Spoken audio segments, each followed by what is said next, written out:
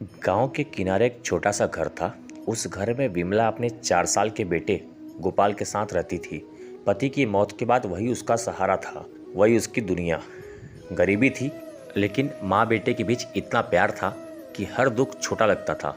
हर रात गोपाल अपनी माँ से पूछता, माँ पिताजी कब आएंगे? विमला मुस्कुराकर उसका माथा चूम लेती और कहती, बेटा तेरे पापा अब नहीं आएंगे, लेकिन जब तू बड़ा आदमी बनेगा ना, तब वो ऊपर से तुझे देखकर खुश होंगे। लेकिन उसी गांव में कुछ लोग ऐसे भी थे जिन्हें विमला की खुशी से जलन थी। वे उसके अपने रिश्तेदार थे। उन्हें विमला की ज़मीन चाहिए थी, और जब तक गोपाल जिंदा था ज़मीन उन लोगों के नाम नहीं हो सकती थी। एक रात तेज़ बारिश हो रही थी, आसमान में बिजली चमक रही थी।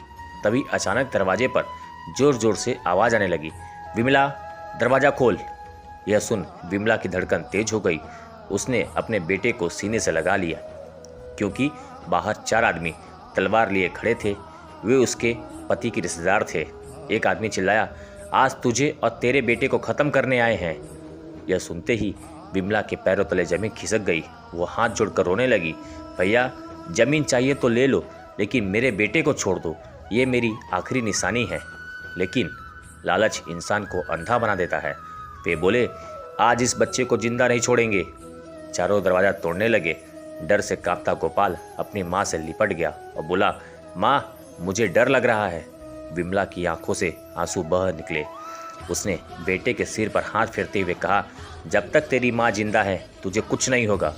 फिर उसने गोपाल को अंदर वाले कमरे में छुपा दिया। वो धीरे धीरे बाहर आई। उसने अपनी चुन्नी उतारकर उन लोगों के पैरों में रख दी। कहने लगी, मेरे बच्चे पे दया करो। लेकिन वे हंसने लगे। तभी अचानक विमला की आंखों में आंसू की जगह आग उतर आई। उसने अपने कपड़ों में छुपी तलवार निकाली। अब वो कमज़ोर माँ नहीं थी, अपने बच्चे की रक्षा के लिए वो रणचंडी बन चुकी थी। अगले ही पल चारों आदमी चीखने लगे। कुछ ही सेकंड में चारों जमीन पर पड़े थे। बारिश अब भी हो रही थी, लेकिन इस बार आसमान भी जैसे उस माँ के दर्द पर रो रहा था। विमला दौड़कर अंदर गई। गोपाल डर से काँप रहा था। माँ ने उसे सीने से लगा लिया और गोपाल रोते हुए बोला, माँ आपने उन्हें क्यों मारा? विमला की आंखों से आंसू बह निकले और उसने अपने बेटे को गले लगाकर कहा, क्योंकि एक माँ सब कुछ सह सकती है, लेकिन अपनी संतान पर मौत का साया नहीं। दोस्तों, कहानी से सीख मिलती है कि एक माँ सिर्फ ममता नहीं होती, ज़रूरत पड़ने पर अपने संतान के लिए पूरी दुनिया से लड़ सकती है। जिस माँ के दिल में ममता होती है, उसी माँ के अंदर अपने संतान की रक्षा के लिए सबसे भयानक शक्ति भी छुपी होती है।